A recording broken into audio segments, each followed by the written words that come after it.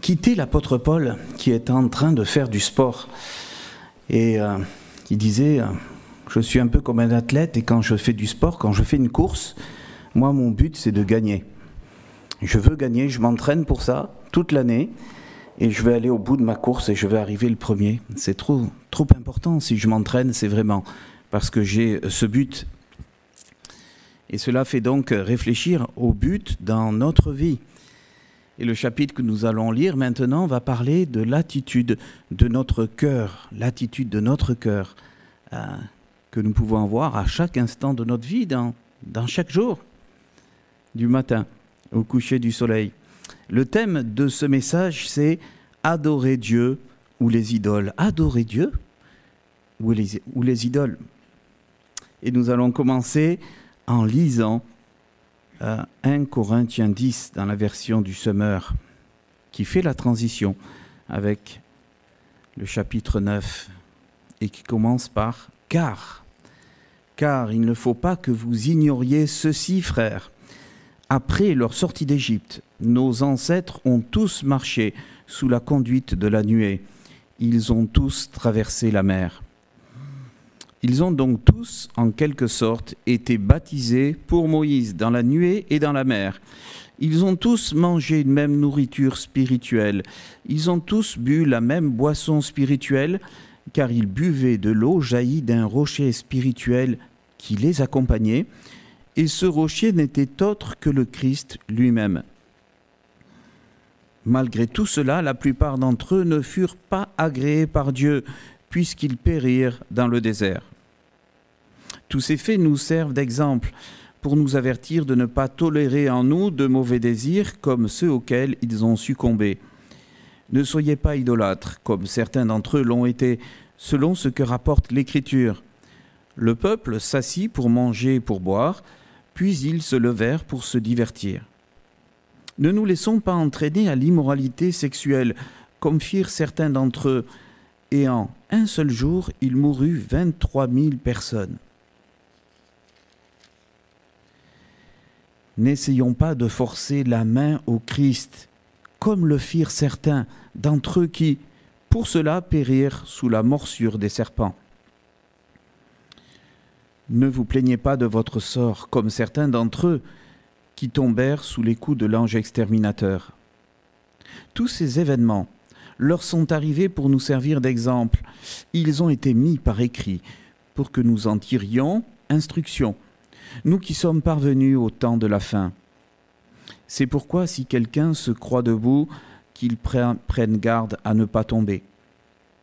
Les tentations qui vous ont assaillis sont communes à tous les hommes. D'ailleurs, Dieu est fidèle, et il ne permettra pas que vous soyez tentés au-delà de vos forces.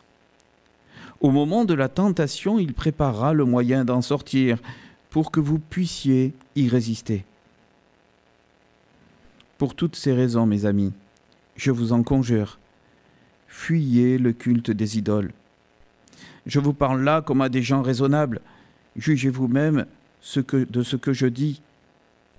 La coupe de reconnaissance pour laquelle nous remercions Dieu ne signifie-t-elle pas que nous sommes au bénéfice du sacrifice du Christ qui a versé son sang pour nous? Et le pain que nous rompons ne signifie-t-il pas que nous sommes au bénéfice du corps de Christ offert pour nous?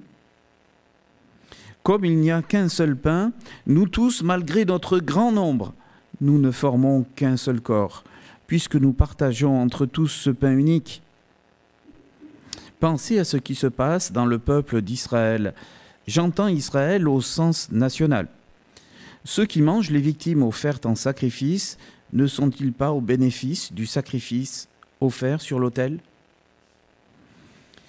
Cela signifierait-il qu'une viande, parce qu'elle est sacrifiée à une idole, prend une valeur particulière, ou que l'idole ait quelque réalité? Certainement pas. Mais je dis que les sacrifices des païens sont offerts à des démons et à ce qui n'est pas Dieu. Or, je ne veux pas que vous ayez quoi que ce soit de commun avec les démons. Vous ne pouvez boire à la coupe du Seigneur et en même temps à celle des démons. Vous ne pouvez pas manger à la table du Seigneur et à celle des démons.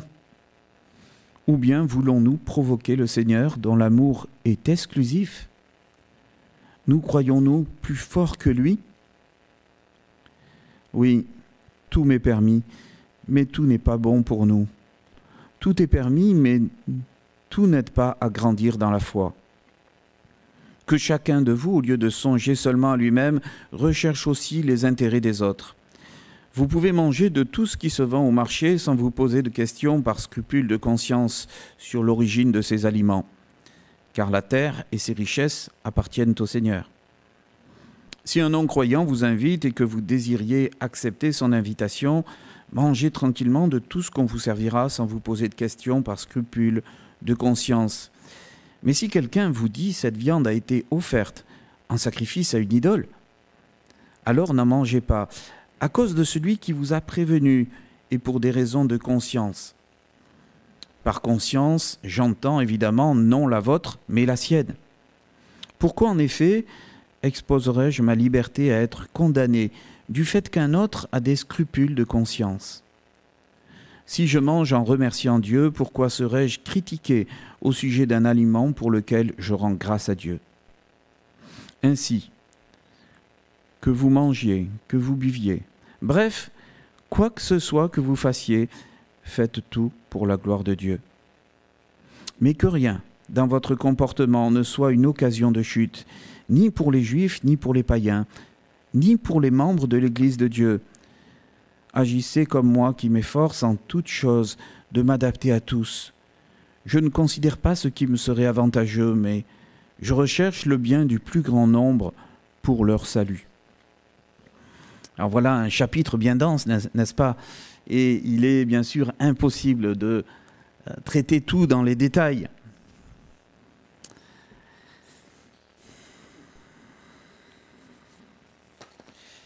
Je vais vous proposer donc aujourd'hui de réfléchir à votre attitude dans la vie de tous les jours, à travers les exemples que Paul prend. Et aussi de réfléchir, il commence par là, lorsqu'il décrit le peuple dans le désert, à l'attitude que lui a envers le peuple, à l'attitude que Dieu a envers nous finalement. Donc je vous propose un plan en 3 parties. Et d'abord, je voulais vous faire remarquer que Dieu prend soin de son peuple. Dieu prend soin de son peuple, c'est la première partie. Mais la question qui va suivre, et on le voit dans tout le texte qui se déroule, c'est que Paul veut approfondir cette réflexion et de dire, est-ce que nous prenons soin de Dieu? Est-ce que nous prenons soin de Dieu? Et enfin, Paul va encore aller plus loin. Il va réfléchir à l'attitude que nous avons vis-à-vis des uns et des autres, des gens que nous fréquentons chaque jour. Et il va poser la question, est-ce que l'Église prend soin de son prochain? Par rapport à cette dernière partie, en ce moment, je fais un travail à la poste, en intérim. Je fais un remplacement. J'apprends le métier de facteur. C'est un métier très intéressant qui ne consiste pas seulement, si Christelle était là, je crois qu'elle n'est pas là, à mettre des lettres dans une boîte. C'est bien plus compliqué. C'est un métier difficile. Il ne se passe pas un jour sans que je sois frustré parce que je fais des erreurs d'un côté ou d'un autre. Mais ce qui est intéressant, c'est notre attitude. Et des fois je m'énerve, des fois je tempête, j'entends les copains tout autour de moi, les collègues de travail, et c'est très intéressant. C'est très intéressant, leur attitude et mon attitude dans ce que je vis, l'impact que nous pouvons avoir par nos paroles, parce que nous reflétons. Mais je voudrais d'abord commencer par vous faire réfléchir à ce que Paul dit au sujet de ce peuple dans le désert. Et au tout départ, c'est truffé de ce que les gens connaissent au niveau biblique. Les Corinthiens ont entendu parler de cela. Ils ont entendu, même si là, pour la plupart c'était des païens, ils connaissent l'histoire du peuple de Dieu dans le désert. Et j'ai remarqué que Dieu prenait un soin tout particulier. D'abord, Dieu a libéré le peuple de l'esclavage après 400 ans. Et il l'a fait de manière miraculeuse en envoyant des plaies pour forcer le Pharaon à libérer son peuple. Et est-ce que vous savez combien est-ce qu'ils étaient lorsqu'ils ont quitté le pays d'Égypte? Eh bien, le livre des Nombres est extrêmement précis à ce sujet. Et quand j'ai lu ces chiffres, je n'en croyais pas mes yeux. Il dénombre les hommes de chaque tribu qui sont passés de l'Égypte au désert. Et cela permet de nous rendre compte du nombre immense qu'ils étaient. Ils étaient plus de 800 000 hommes. Ce qui signifie qu'avec les enfants et les femmes, eh bien, ce peuple était plus d'1 million de personnes. L'équivalent de la ville de Marseille. Imaginez, toute une ville comme Marseille qui se déplace. Alors, qu'est-ce que Dieu a fait? Eh bien, Dieu connaissait bien sûr le cœur de ces gens, le cœur de son peuple. Il leur a donné la loi pour les bénir, pour qu'ils apprennent à vivre les uns avec les autres, dans le respect de leur Dieu et dans le respect des uns et des autres. Nous voyons les bénédictions qui nous ont expliquées dans ce texte. La nourriture. Nourrir 1 million de personnes dans un désert. Un désert, il n'y a pas grand-chose, par définition. Eh bien, Dieu est intervenu certainement de manière miraculeuse au niveau de la manne, puisque cette plante, eh bien, qui existait, qui chaque jour était capable, pendant la nuit, de produire une substance pour nourrir le peuple le lendemain matin, eh bien, elle n'existe plus aujourd'hui. Est-ce que Dieu l'a fait disparaître? Est-ce que Dieu l'a créé juste pour ce moment-là? On ne sait pas, mais voilà une bénédiction. Je crois que c'est un des plus grands miracles dans la Bible que d'être capable de nourrir 1 million de personnes pendant 40 ans.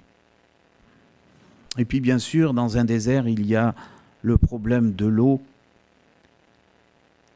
pour les hommes, pour les femmes, pour les enfants, pour les animaux. Et bien sûr, ces gens se sont plaints. Mais Dieu a répondu. Il a par exemple, eh bien vous savez, lorsque Moïse a touché le rocher, eh bien ce rocher s'est ouvert et de l'eau en a jailli pour répondre aux besoins du peuple. Dieu est bon. Mais Dieu n'était pas un concept. Dieu n'était pas, comme on l'a vu tout à l'heure, une chose. Il n'était pas tout en tous, il était visible.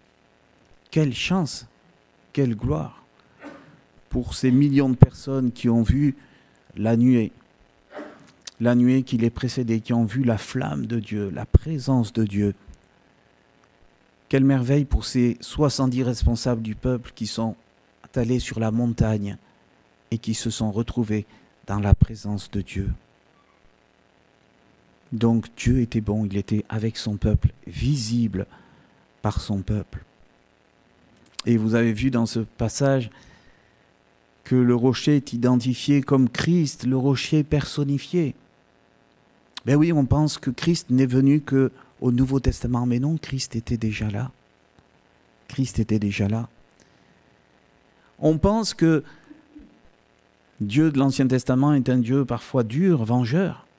Mais on voit dans ce passage, nous en reparlerons tout à l'heure, que Christ, lui aussi, est jaloux, il est exclusif. Il veut que nous l'aimions avec profondeur. Alors Christ était là et il les accompagne. Une autre aide pratique dont parle ce passage pour le peuple, c'est que Dieu nous aide à résister à la tentation. C'est valable pour ces gens-là qui étaient là il y a 3000 ans. On le voit dans les versets 11 et 13. De quelle manière Dieu nous aide? Et ça, c'est intéressant puisque ça nous concerne aujourd'hui. Eh bien déjà, il dit qu'il a consigné ses écrits pour qu'ils nous servent d'exemple. Il veut que la Bible nous fasse réfléchir à ce que nous sommes, à ce que nous sommes tentés, à nous rappeler que d'autres ont eu les mêmes tentations que nous. Et d'ailleurs, il dit que les tentations sont communes dans tous les temps. Il le dit aux Corinthiens. Mais c'est valable pour nous aussi. D'ailleurs, dans les 4 exemples qu'il prend de tentation, eh bien, nous voyons que nous y sommes particulièrement sensibles, nous aussi aujourd'hui.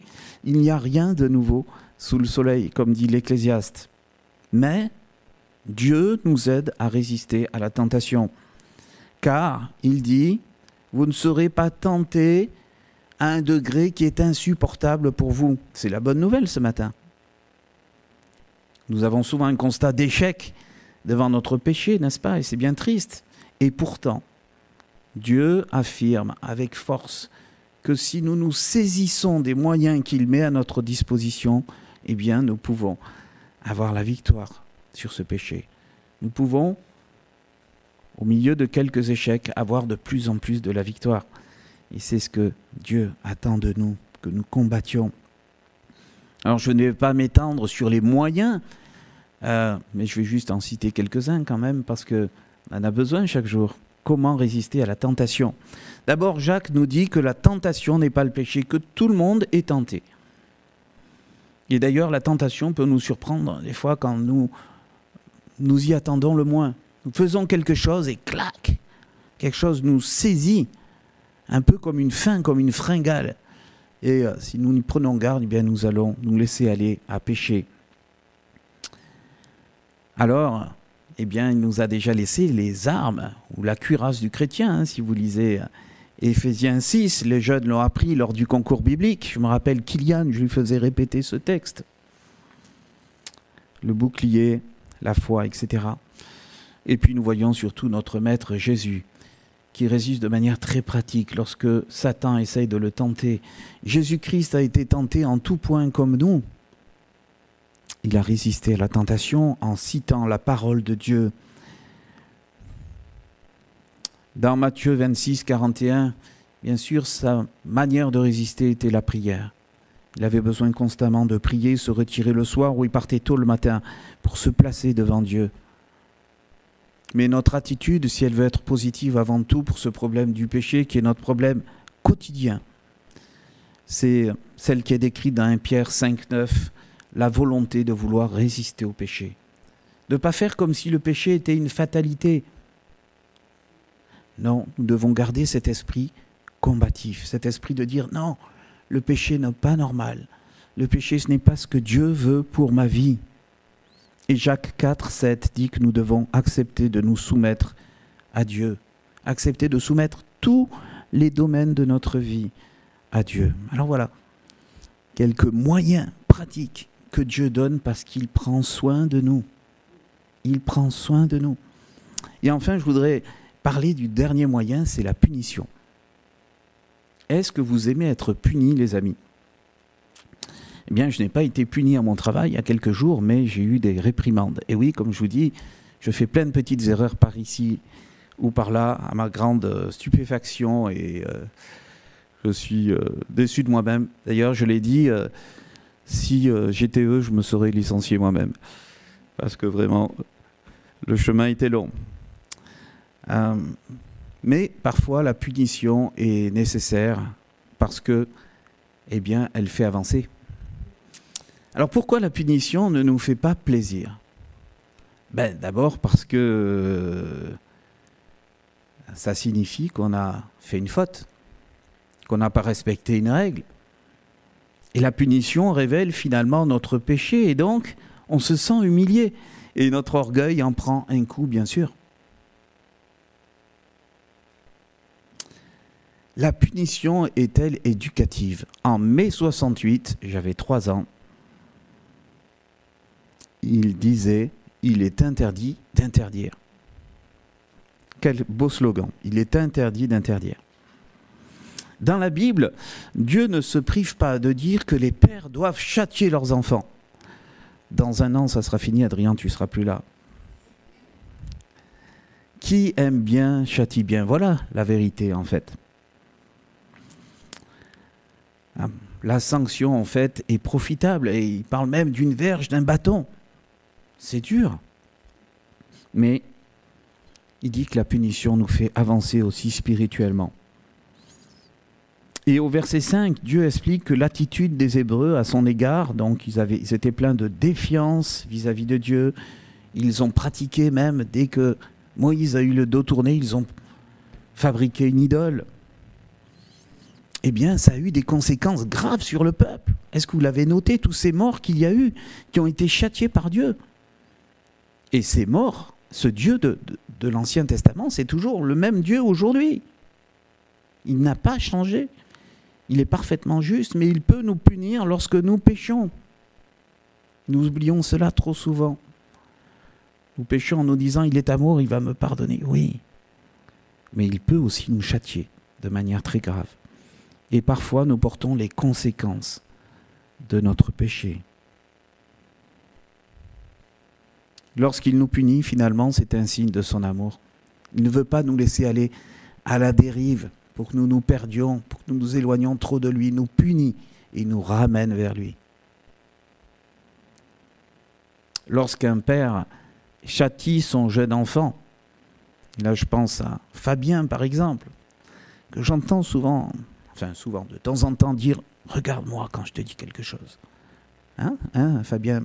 Parce qu'à un moment donné, il faut reprendre son enfant. C'est difficile, mais c'est bon pour l'enfant.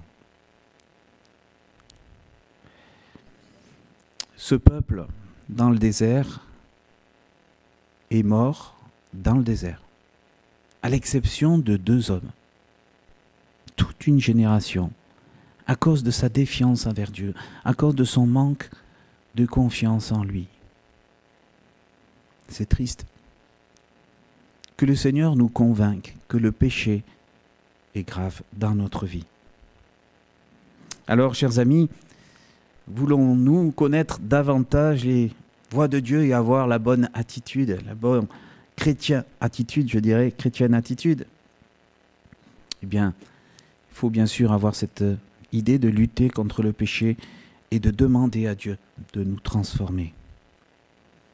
Donc, nous le voyons, eh bien, Paul prend cette image du peuple dans le désert pour montrer que Dieu est bon pour son peuple.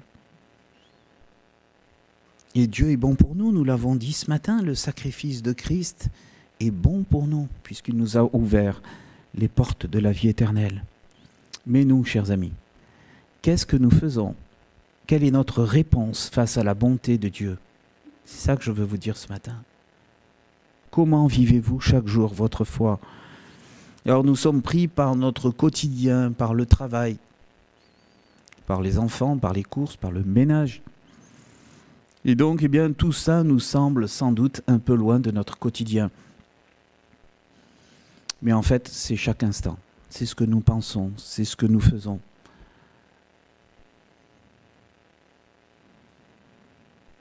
Que rendons-nous à Dieu? Et j'en arrive à ma deuxième partie. Son peuple, le peuple de Dieu, prend-il soin de Dieu? Le peuple prend-il soin de Dieu? Alors ce titre peut vous sembler un peu présomptueux. Qui d'entre nous peut prendre soin de Dieu? Mais pourtant, si on regarde d'un autre angle, eh bien, nous sommes en relation avec Dieu individuellement, mais aussi collectivement en tant qu'Église. Nous pouvons donc travailler sur notre relation à Dieu et prendre un soin particulier sur cette relation. Il n'est donc pas faux de dire que le peuple de Dieu doit prendre soin de Dieu, doit chérir et développer une relation saine avec lui. Alors voyons les écueils que Paul présente dans l'attitude du peuple qui venait de sortir d'Égypte et qui se dirigeait vers le pays promis. Eh bien d'abord, il parle de la tolérance au péché. Il dit, il ne faut pas tolérer le péché dans votre vie, versets 6 à 10. Et il décrit des péchés graves qui ont été commis par le peuple. Il est parlé de mauvais désirs, de leur idolâtrie, on se rappelle de l'épisode de la fabrication du veau d'or, de leur immoralité sexuelle même. Il parle de cela. Ça veut dire, il dit que le peuple s'est levé pour festoyer ensemble. Et il y a dû avoir aussi des pratiques sexuelles qui n'étaient pas adaptées. Bien sûr, nous nous rappelons de l'incrédulité des Hébreux, de la rébellion face à Moïse et à Aaron. Ils ont même voulu les tuer à un moment donné. Ce qui représentait en fait la défiance de leur cœur envers Dieu, en réalité. Et puis il y avait les insatisfactions chroniques. On a faim, on a soif, on est fatigué, c'était mieux en Égypte. On était des esclaves heureux en Égypte, on avait de la bonne nourriture. Mais ils ont oublié qu'ils étaient esclaves. Ils ont oublié que Pharaon commençait à tuer les premiers-nés. Donc, vous voyez, ils ont déformé la réalité. Et bref, le peuple se conduisait de manière malsaine, tolérait le péché. Finalement, le peuple n'entretenait pas sa relation avec Dieu. Et pour nous aussi, tolérer ou ne pas tolérer le péché, c'est un enjeu de taille dans notre vie journalière. Est-ce que nous avons la volonté, chers amis, l'envie et la motivation de résister à la tentation qui nous est proposée peut-être très souvent dans notre vie? Cela implique bien sûr d'examiner mon attitude chaque jour, de ne pas croire que je suis arrivé, comme il est dit au chapitre 12. Prenez garde de ne pas tomber. Voilà ce que dit Paul. Regardez votre attitude. Faites gaffe, ne soyez pas orgueilleux. Croyez pas que vous êtes les plus forts. Et justement, une autre difficulté pour le peuple, c'était l'orgueil. Et au verset 9 et 12, il est dit « N'essayons pas de forcer la main au Christ, comme le firent certains d'entre eux, qui périrent sous la morsure des serpents. » Prenez garde de ne pas tomber. L'orgueil, c'est souvent ce qui nous éloigne de Dieu. C'est un écueil énorme dans notre vie. Et c'est une résultante du péché qui a été commis en Éden. En Éden, Adam et Ève, en prenant ce fruit de la connaissance, ils ont voulu devenir leur propre Dieu, prendre tout le temps leurs propres décisions, faire ce qui leur semble bien. Et c'est bien notre souci dans notre vie de chaque jour. Dans la Bible, les bons rois en Israël sont décrits comme des gens qui consultent l'Éternel, qui prennent leur temps. Dieu, qu'est-ce que tu en penses? Je vais faire ci, je vais faire ça. C'est-à-dire de vivre dans un rapport de dépendance à Dieu. Eh bien, l'orgueil, c'est le contraire. C'est même plus penser à Dieu dans tous les moments de notre vie, et c'est peut-être faire une petite prière le soir, mais c'est tout. Mais après, le reste du temps, je me débrouille. Dieu veut vraiment l'inverse pour nous.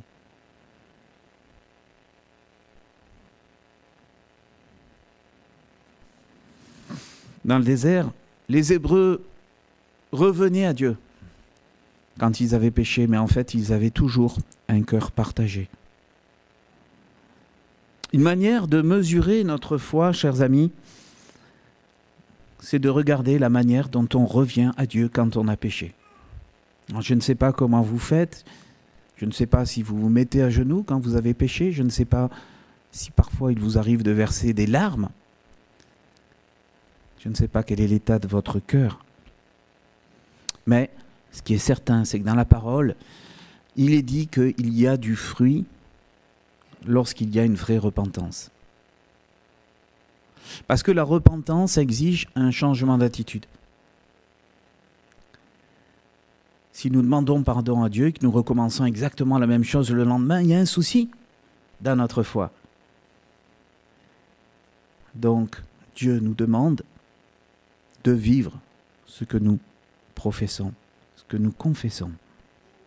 Et s'il n'y a aucun fruit, aucun changement, eh bien, c'est peut-être que nous n'avons pas été sincères. Peut-être que nous ne sommes pas allés assez au fond des choses. Peut-être que nous ne nous sommes pas vraiment regardés nous-mêmes dans le miroir parce que nous avons honte de nous. Parce que c'est plus facile de ne pas changer. Alors ensuite, eh bien, Paul parle de l'attitude face aux idoles. Et il dit qu'il faut fuir les idoles. Versets 14 et 15. Alors aujourd'hui, les idoles, je ne pense pas que vous fassiez un culte aux idoles au XXIe siècle. Ce n'est pas les idoles dont parle ce texte qui nous concerne.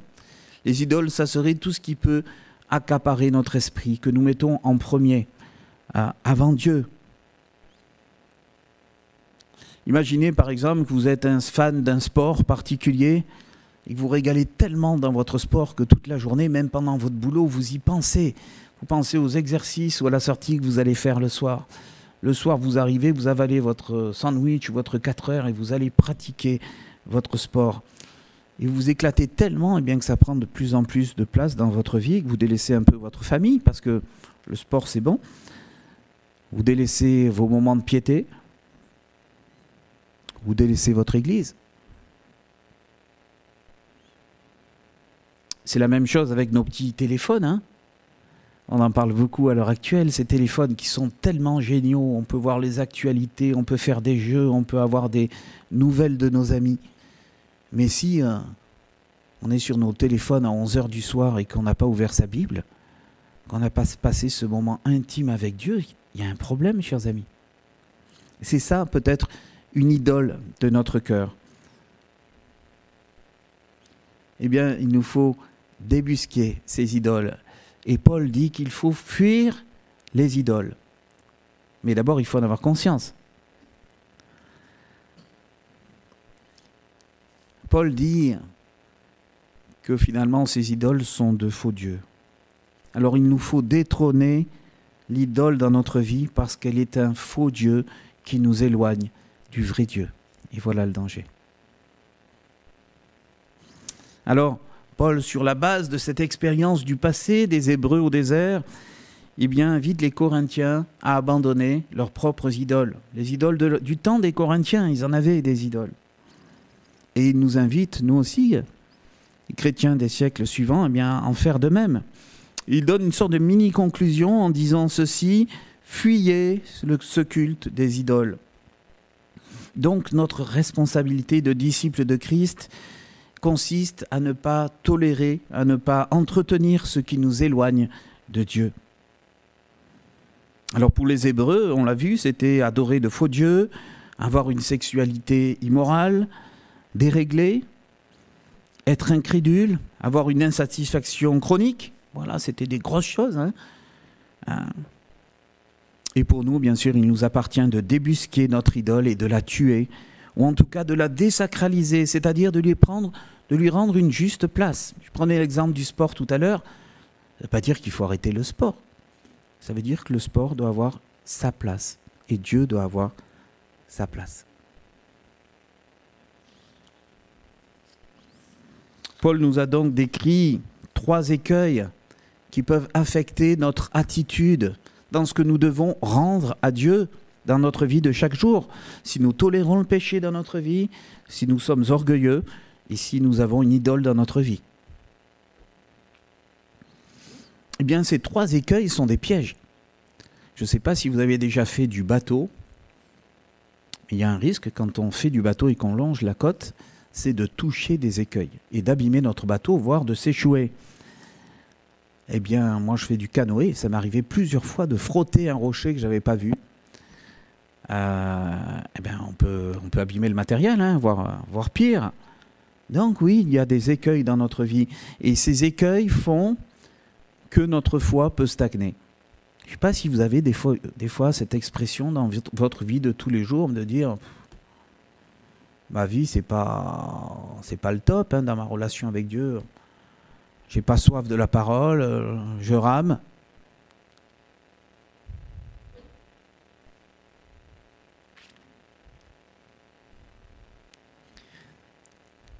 Alors que faire? Des fois, nous stagnons dans notre foi et même des fois, nous reculons. Si nous n'entrons pas en résistance, si nous vivons sur nos acquis. Je pense qu'en tant que chrétien, on ne peut pas rester à un même endroit. Soit on avance, soit on recule. Dans notre foi, c'est comme ça. Alors, Paul va terminer par quelque chose de surprenant pour parler de ce sujet, de notre attitude. Et il dit, vous ne devez pas souiller le corps de Christ. Versets 16 et 17. C'est très surprenant, on ne s'attendait pas à ça.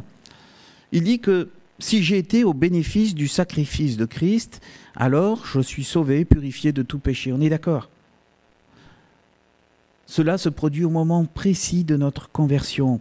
C'est un moment qui a été rendu possible par l'intervention du Saint-Esprit, qui nous a convaincus un jour de péché, de justice et de jugement, comme le dit Jean. Mais le moment où nous sommes purifiés, sauvés de nos péchés, c'est le même moment où nous sommes incorporés au corps de Christ. C'est une action immédiate. Et comme le mentionne notre texte, il dit, malgré que nous soyons un grand nombre, nous sommes innombrables les chrétiens, n'est-ce pas? Eh bien, nous ne formons qu'un seul corps. Cela signifie que nous avons désormais une responsabilité de vivre droitement devant Dieu. Rappelez-vous, lorsque Jésus a dit à la femme adultère, il lui a dit « Va et ne pêche plus ». C'est d'autant plus notre responsabilité en tant qu'enfant de Dieu, ne pas souiller le corps de Christ. Paul nous parle d'une autre dimension auquel nous pensons assez peu dans notre vie de tous les jours, voire pas du tout, la dimension collective de l'Église, du corps de Christ. Lorsque vous attrapez un virus ou une grippe, cela affecte tout votre corps. Vous êtes mal, vous êtes dans votre lit. Quelque chose qui vous affecte tout entier. Et tant que vous n'êtes pas guéri, vous restez au lit. Eh bien, il en est de même lorsque nous péchons. Non seulement notre relation à Dieu est altérée, car nous attristons le Saint-Esprit, mais notre relation au prochain est altérée également, vis-à-vis de nos frères et sœurs de l'Église. On n'est pas bien dans sa peau quand on pêche, on le sait. On n'est pas vrai. Et d'ailleurs, lorsque nous pratiquons un péché récurrent, c'est-à-dire un péché qui revient dans notre vie, dont on a beaucoup de mal à se débarrasser, eh bien, on n'a même plus envie de témoigner de notre appartenance au Christ. C'est une réalité. Car cela serait un peu hypocrite de dire à quelqu'un dans la rue, un ami même, « Christ m'a sauvé du péché. Christ m'a délivré du péché. » Tout en continuant à pratiquer le péché sciemment. Mais la dimension que Paul aborde ici est plutôt collective. De même que tout le corps est affecté par la maladie et qu'il perd sa force et sa fonctionnalité, un chrétien qui pêche nuit et affecte le témoignage de l'Église. Pourquoi ?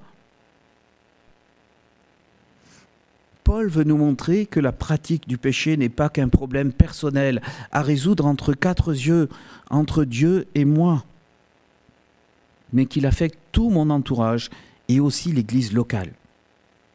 En effet, lorsque je pêche, ou si je vis éloigné de Dieu en ne vivant pas, par exemple, les exercices de piété quotidiens qui favorisent ma relation à Dieu, eh bien, il va en résulter très rapidement une perte d'envie d'aller à l'église, de fréquenter, de vivre des moments de prière les uns avec les autres, de vivre la communion fraternelle. Et donc, je vais diminuer l'impact du collectif puisque je ne participe plus à l'œuvre commune. Ben oui. Et c'est quoi cette œuvre commune que nous avons reçue en Matthieu 28 ? C'est faire des disciples de Christ. Et en plus, si mon péché est rendu public, eh bien, je vais faire un contre-témoignage terrible. Quel gâchis, les amis. Donc, Paul met en évidence ici les ravages provoqués par le péché au sein du corps de Christ, lorsque le chrétien vit charnellement au lieu de vivre par l'esprit. Alors, je ne veux pas vous culpabiliser, ce n'est pas mon idée ce matin. Moi-même, je suis pécheur. Mais il est bon d'avoir un peu notre conscience attirée pour savoir que le péché n'est pas qu'un problème personnel, mais un problème qui rejaillit tout autour de nous. Et d'ailleurs, la dimension collective est développée dans toutes les épîtres. Les apôtres ne disent pas que la vie chrétienne est une vie facile. Ils disent que c'est une vie de combat spirituel. Vous êtes d'accord ? Alors l'accent est mis sur le bénéfice que nous pouvons trouver justement dans cette vie communautaire. Nous sommes plus forts si nous luttons ensemble, plutôt que seuls dans notre coin. Et vous pensez bien sûr à un pour tous, tous pour un. Et voilà pourquoi eh bien, il est si important de s'aimer les uns les autres, de se supporter les uns les autres, de prier les uns pour les autres, de pleurer avec celui qui pleure, celui qui a péché, qui ose nous le dire, eh bien, nous prions avec lui, nous ne le jugeons pas, nous pleurons avec lui. Et lorsqu'un frère a réussi un examen ou qu'il progresse dans sa foi, ben nous sommes réjouis avec lui. Nous sommes dans la joie. Certes, chers amis, il ne faut pas nous voiler la face. La vie en communauté dans l'église locale a des contraintes du fait de notre imperfection personnelle. Vous êtes d'accord ? Tout n'est pas parfait, tout n'est pas rose dans l'église. Mais cette vie en communauté a pour but ultime de nous garder les uns les autres, de nous encourager les uns les autres à persévérer dans notre foi, pour que nous ayons une foi renouvelée, une foi zélée, une foi active, une foi joyeuse. Et combien nous avons besoin de recevoir la joie, n'est-ce pas? Alors, ne négligeons pas l'Église, comme c'est la coutume de quelques-uns. Ne quittons pas l'Église, dit l'auteur de l'Épître aux Hébreux. Alors, je voudrais maintenant arriver à ma dernière partie. Maintenant que nous avons réfléchi à notre attitude, aux écueils qui émaillent notre vie, qui nous éloignent de Dieu et qui parfois même viennent troubler la vie de l'Église et son témoignage. Mais maintenant, eh bien, Paul continue dans sa pensée et il veut nous faire réfléchir à est-ce que l'Église prend soin du prochain. Et ici, il s'agit du prochain dans l'Église, mais aussi en dehors de l'Église, hein, le païen, celui qui ne croit pas en Dieu. Et c'est un petit peu ce que je vous disais finalement, ce que je vis en ce moment dans mon travail à la Poste. Hein. J'entends tout le temps des mots d'oiseaux, j'entends des gens qui ne sont pas contents, des disputes, et voilà, on se frictionne. Hein.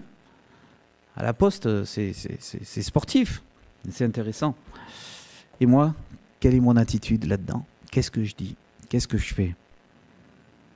Alors d'abord, Paul répond au problème des Corinthiens. Hein, c'était la viande sacrifiée aux idoles.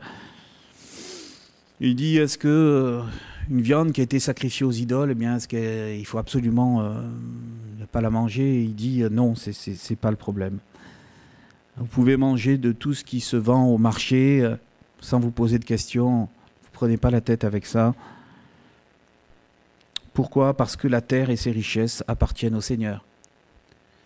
Et Jésus dira, par ailleurs, ce n'est pas ce qui rentre dans la bouche qui pose problème, mais c'est ce qui sort de votre bouche, c'est vos paroles. Hein? Il n'y a plus de loi, c'est quelque chose qui a évolué. Il y avait des animaux impurs dans l'Ancien Testament, vous êtes d'accord? Mais ces animaux impurs étaient faits pour réfléchir à la sainteté de Dieu. Il y avait la notion de pureté et d'impureté. Et dans le Nouveau Testament, eh bien, cette notion a disparu.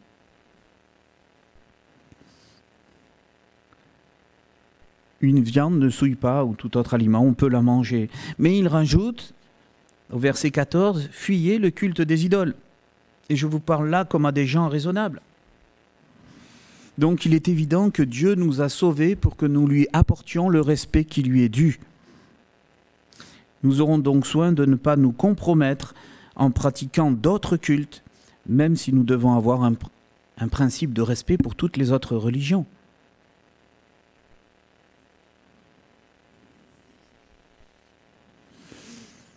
Paul nous rappelle que Dieu est exclusif. Les sacrifices des païens sont offerts à des démons et à ce qui n'est pas Dieu. Et je ne veux pas que vous ayez quoi que ce soit de commun avec les démons. Et il prend toute cette comparaison de la scène où on prend le sang, où on prend le vin qui rappelle le sang du Christ, on prend le pain qui rappelle le corps du Christ. C'est la sainteté de Dieu, tout ça. C'est la sainteté qui nous a sauvés de notre péché. Et donc on ne doit pas se souiller. On ne peut pas adorer Dieu et Maman. Hein. Il y a un autre passage de l'Écriture. L'amour de Dieu est exclusif. Et même notre passage parle d'une exclusivité de l'amour pour Christ. Et ça, c'est quelque chose vraiment qui m'a surpris parce que on le ressent peu. On voit dans Jean, par exemple, qu'à un moment donné, Jésus monte le curseur sur les gens qui le suivaient. Et ce qu'il leur dit semble tellement dur à certains que plusieurs l'abandonnent. Être disciple de Christ a des conséquences, ça demande de l'engagement. Écoutez ça au verset 9. « N'essayons pas de forcer la main au Christ, comme le firent certains d'entre eux qui pour cela périrent sous la morsure des serpents. » Alors vous allez me dire, mais il était où le Christ? Mais il était là. Christ est saint comme Dieu est saint. Lorsqu'ils ont péché contre Dieu, ils ont péché contre Christ.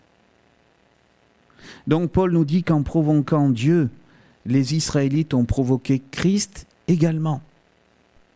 Et pour cela, plus de 20 000 hommes ont péri dans le désert.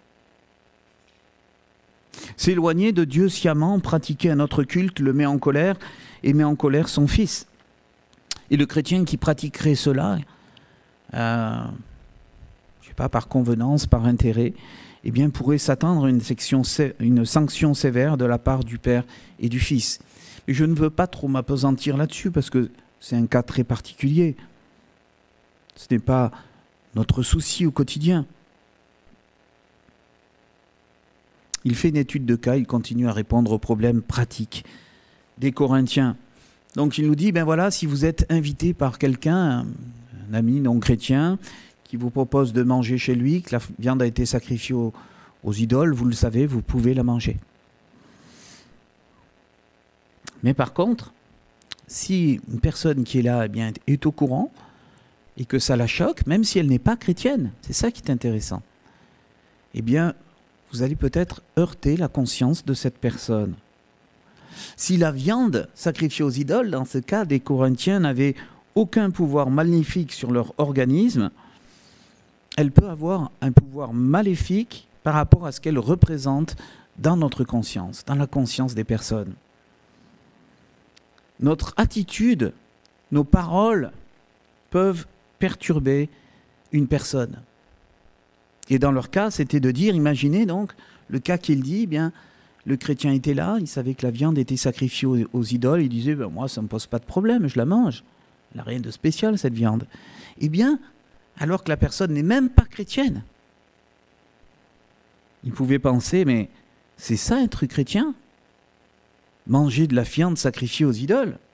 Quel manque de respect cet homme a pour son Dieu. Et par cet acte, finalement, anodin d'apparence, eh bien, cette personne aurait un cœur qui s'endurcirait, plein de jugement, et qui endurcirait son cœur à un appel éventuel de Dieu. Et finalement, pour nous aujourd'hui, c'est la même chose. Dans votre travail, ce que vous allez dire, ce que vous allez faire, ça a des conséquences énormes. En tout cas, en tant que chrétien, vous allez être épié à la loupe. Si on sait que vous êtes chrétien, vous allez être passé au grill, au scanner. Et les gens vont avoir leurs pensées sur eux, sur vous. Et peut-être que c'est triste s'ils se disent, c'est ça être chrétien ? Alors l'apôtre Paul édicte une règle de vie auquel il invite les chrétiens de Corinthe à réfléchir, et puis nous-mêmes. C'est un peu comme une punching line. Hein. Moi j'aime ça dans ce texte magnifique, j'ai trouvé plusieurs punching lines trop géniales.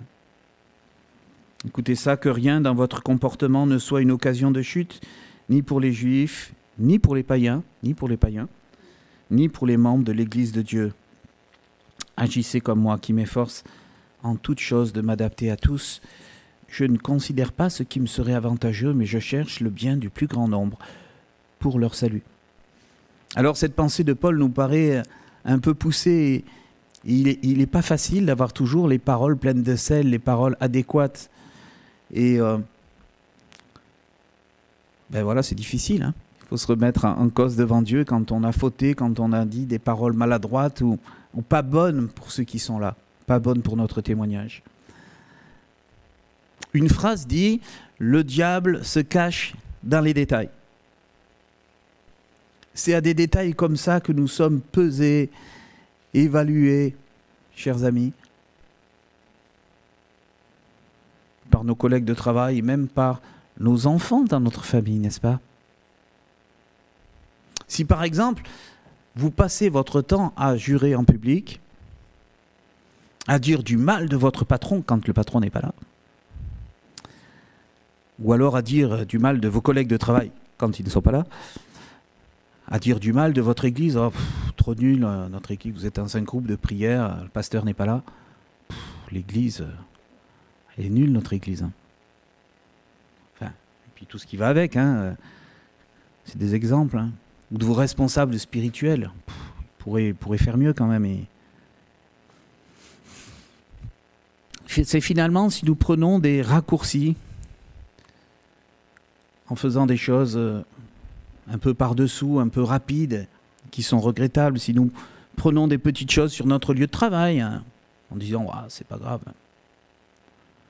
Ou si par exemple on se la coule douce en l'absence de notre patron, ben oui, il n'est pas là, donc on en profite, on peut se reposer.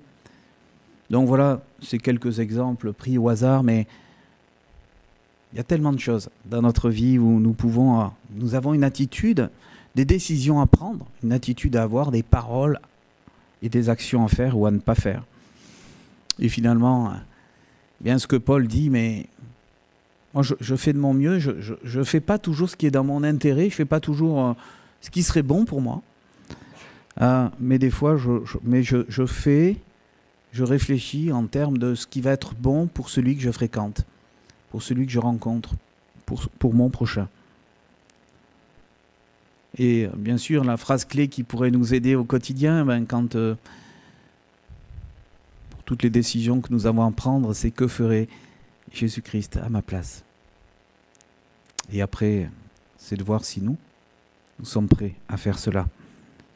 Alors l'apôtre Paul avait ce cœur d'évangéliste, il avait de nombreux dons. Il voyait dans chaque personne qu'il rencontrait une âme qui serait perdue pour l'éternité. Il pesait ses mots, il réfléchissait à son attitude, à ce que ses paroles et ses actes reflétaient, afin, dit-il, moi je recherche le bien du plus grand nombre pour leur salut. Et si le diable se cache dans les détails, chers amis, dans les détails de notre vie, de ce que nous faisons, de ce que nous disons, de ce que nous reflétons, la grâce de Dieu veut resplendir à la face du monde. Mais à condition que nous, les messagers, nous n'altérions pas son admirable lumière. Amen. Alors, je vais terminer ce message par la prière. Seigneur, nous voulons te prier. Merci pour tous ces exemples que tu prends, qui nous parlent de l'attitude des hommes vis-à-vis de toi, et l'attitude de ton peuple, en particulier l'attitude des Corinthiens. Et Seigneur, qu'en est-il de notre attitude aujourd'hui? Nous avons vu que tu es bon, que tu prends soin de nous, que parfois tu dois nous corriger. Nous, Seigneur, nous voulons l'accepter. Si tu as besoin de nous reprendre, parce que nous ne voulons pas t'attrister, Seigneur. Seigneur, ce que nous te demandons au sortir de ce culte, c'est que tu aiguises un peu plus notre conscience pour que nous ayons davantage un cœur pour toi. Seigneur, que nous soyons fermes pour résister au péché, pour ne pas le tolérer, pour réfléchir à notre manière de parler, d'agir. Merci pour toutes ces armes, ces moyens que tu as donnés pour résister à la tentation. Seigneur, nous ne sommes pas désarmés, nous ne sommes pas seuls. Merci pour le mystère de l'Église, cette Église que tu as mis pour nous, pour que nous puissions t'adorer, que nous puissions aussi nous encourager les uns les autres et que nous puissions, malgré notre imperfection, refléter qui tu es. Alors Seigneur, je te prie que tu nous accompagnes cette semaine dans ce que nous allons faire, que tu renouvelles notre vision du monde, que ça soit ta vision, Seigneur. Que nous nous appuyons sur toi chaque jour. Seigneur, fais baisser notre orgueil, fais baisser notre hypocrisie spirituelle. Et Seigneur, fais grandir en nous tes sentiments. En ton nom, Seigneur Jésus. Amen.